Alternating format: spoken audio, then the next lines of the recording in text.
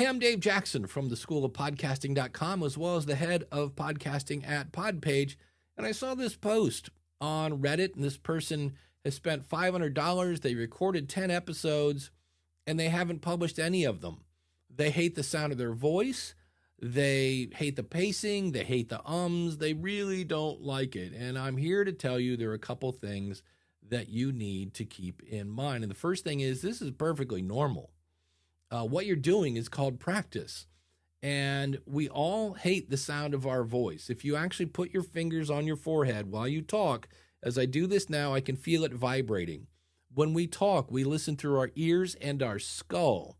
It's actually called bone conduction, which I still swear is a great name for a band. This Sunday, Bone Conduction. So hating your voice is perfectly normal.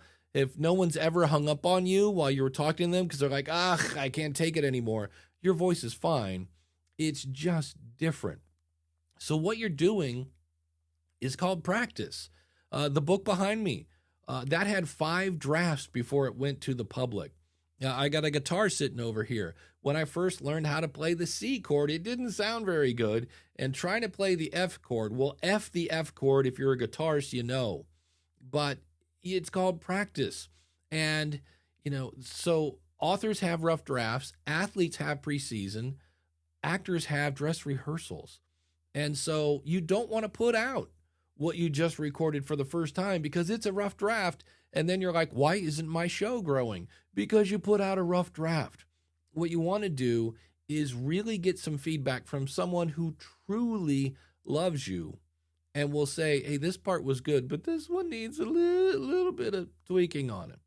So keep that in mind. You're practicing right now. Now, the other thing to keep in mind is you might have some imposter syndrome. Why would someone listen to me?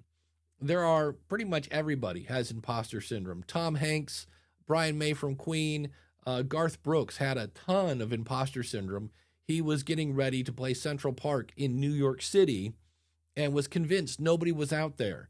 And in the end, there were almost a million people out there. And the whole time he's like, there's nobody out there. Yeah, imposter syndrome. And so what you need, at least from what I see, successful podcasters have, we all talk about passion.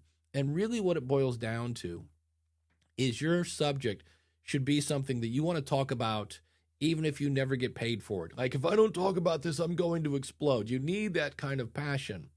Why? Because what happens then is when the need to serve is greater than the fear of trolls and looking stupid and all that other stuff, when the need to serve is greater than the fear, you will actually publish those episodes. I can help over at the School of Podcasting, but keep in mind, you're not helping anybody with those episodes on your hard drive. So get in there and edit, because edit's kind of normal.